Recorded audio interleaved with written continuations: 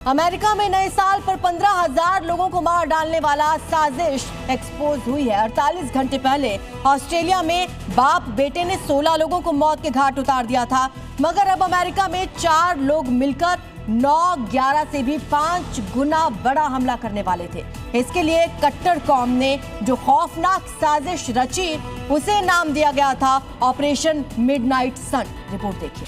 पहला हमला होता 1000 लोग मारे जाते, दूसरा हमला होता 1500 लोग मारे जाते, तीसरे हमले में 2000 लोगों को मारने का प्लान था, चौथा हमला हो जाता तो 2500 लोग जान गंवा बैठते और यकीन मानिए 5वें हमले में तो 3000 लोगों को मिटा देने का मंसूबा पाला गया। लेकिन सवाल है कि कहां और कैसे, तो इन दोनों सवालों का जवाब आपको देंगे, बहुत डिटेल के साथ देंगे। अभी सिर्फ इतनी ब्रेकिंग न्यूज सुन लीजिए कि अमेरिका में एक साथ 5 9/11 हमले होने वाले थे। अब सोचिए जरा, अमेरिका के ऊपर एक 9/11 हमला हुआ, पूरा अमेरिका बौखला गया। अलकायदा के इस हमले में 3000 से ज्यादा लोग मारे गए। लेकिन अब जो इनपुट सामने आ रहे हैं उनके मुताबिक एक दिन के अंदर 9/11 जैसे 5 हमलों का प्लान है। लेकिन अमेरिका के खिलाफ एक खतरनाक साजिश किसने रची? अमेरिका के खिलाफ एक खतरनाक साजिश क्यों रची गई और इसका खुलासा कैसे हुआ? इसका खुलासा किया है अमेरिकी खुफिया एजेंसी FBI और CIA ने। दरअसल ऑस्ट्रेलिया में आतंकी हमले के बाद से पूरी दुनिया में अलर्ट है। इस दौरान अमेरिकी खुफिया एजेंसी के भी कान खड़े हैं। तभी FBI को 4 ऐसे लोगों के बारे में इनपुट मिला जिनके दिलो दिमाग में यहूदियों को लेकर जहर भरा हुआ है।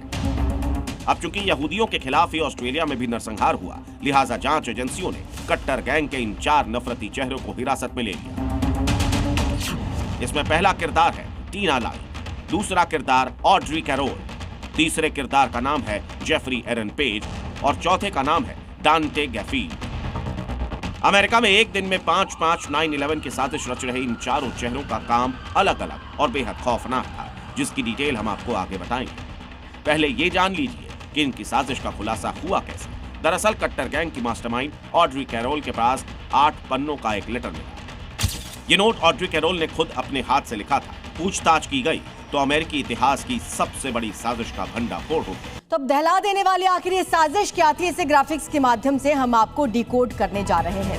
31 दिसंबर यानी कि न्यू ईयर ईव पर अमेरिका में सीरियल ब्लास्ट किए जाने थे। 5 अलग अलग जगह पर हमले का प्लान रखा गया था। अमेरिका की कई संस्थाओं को सीधा टारगेट किया जाना था। आपको बता दें, आतंकी विचारधारा रखने वाले इन आरोपियों का टारगेट क्या था। पहला टारगेट अमेरिका की प्राइवेट कंपनियां, दूसरा टारगेट था ICE यानी कि US immigration and custom agency, तीसरा टारगेट इन आतंकियों का था सरकारी इमारतें, इन्हें निशाना बनाया जाना था। चौथा टारगेट लॉस एंजलिस में नए साल का जश्न मनाते लोग, जबकि 5वां टारगेट था कैलिफोर्निया, जहां पर लोग जश्न मना रहे होते और ये वहां पर अपने प्लान को अंजाम देते। बतौर सबूत 8 पन्नों का जो दस्तावेज बरामद हुआ है, पता चला है कि वो प्लान नवंबर महीने में लिखा गया था, जबकि नए साल से पहले दिसंबर में ही इसके टेस्ट ब्लास्ट की पूरी तैयारी हो चुकी थी। मतलब हद से ज्यादा खौफनाक साजिश रची गई थी। अगर वक्त रहते इस साजिश का भंडाफोड़ नहीं होता तो अमेरिका में नए साल पर कत्लेआम मच जाता, पूरा अमेरिका खून खून हो जाता, क्योंकि इन चारों का मकसद वही था जो इजराइल में हमला करने वाले हमास का था, जो तेल अवीव पर रॉकेट दागने वाले हिजबुल्लाह का होता है। ये न केवल ज्यादा से ज्यादा लोगों को मारना चाहते थे, बल्कि ज्यादा से ज्यादा खौफ भी पैदा करना चाहते थे। लेकिन सवाल ये है कि इतनी बड़ी साजिश रचने वाले ये 4 लोग आखिर हैं कौन? अगर आप जानेंगे तो आपके होश उड़ जाएंगे। ये चारों लोग ISIS या हिजबुल्लाह जैसे किसी संगठन से नहीं जुड़े हुए हैं, बल्कि ये चारों लोग अमेरिकी नागरिक हैं जो कि इजराइल विरोधी आइडियोलॉजी के कारण यहूदियों से नफरत करते हैं। पहले तो ये हमास के समर्थन में नारे लगाते थे, रैलियां करते थे, लेकिन इस बार इन्होंने हिंसा का रास्ता चुन लिया। 9/11 की तरह इन्होंने मल्टी टारगेट हिट करने की रणनीति अपनाई। जिस तरह 9/11 में वर्ल्ड ट्रेड सेंटर और पेंटागन जैसे प्रतीकात्मक टारगेट हिट किए गए, उसी तरह ये आरोपी भी एक साथ 5 जगह हमला करना चाहते थे। 9/11 के लिए सुबह का वक्त चुना गया था जब दफ्तरों में अच्छी खासी भीड़ होती है। इन लोगों ने भी न्यू ईयर ईव का वक्त चुना जब ज्यादातर लोग नए साल का जश्न मनाने के लिए इकट्ठा होते हैं। चौंकाने वाली बात यह है कि अमेरिका को दहलाने की साजिश इतनी आगे बढ़ चुकी थी कि चारों आरोपियों का काम तय हो चुका था। चलिए आपको ये भी बताते हैं कि अमेरिका पर सबसे बड़ा हमला करने के लिए इन्होंने किस तरह अपने काम को बांटा था। अब ये भी समझ लीजिए, ग्राफिक्स के माध्यम से बता रहे हैं। ये चारों लोग कट्टर वामपंथी सोच रखने वाले पूंजीवाद विरोधी group turtle island liberation front से जुड़े थे, जो फिलिस्तीन समर्थक माना जाता है।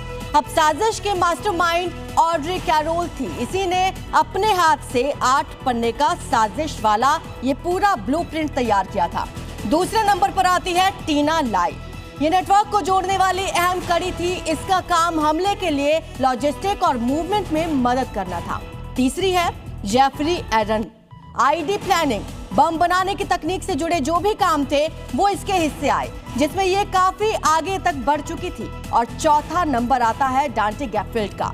ये दावा किया जा रहा है कि ब्लास्ट की टेस्टिंग, असली हमला किस तरह से किया जाएगा, इसकी पूरी जिम्मेदारी डांटे गैफिल्ड की ही थी।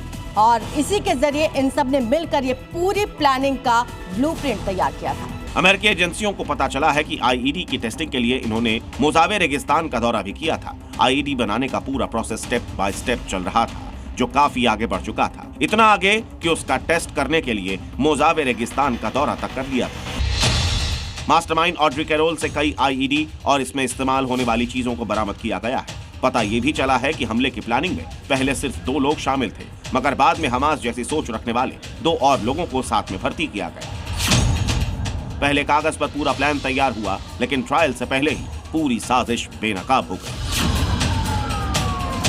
फिलहाल 4 आरोपी अमेरिकी एजेंसियों के कब्जे में है। जांच इस बात की जा रही है कि कहीं इस साजिश में और लोग तो शामिल नहीं। Bureau report, C media.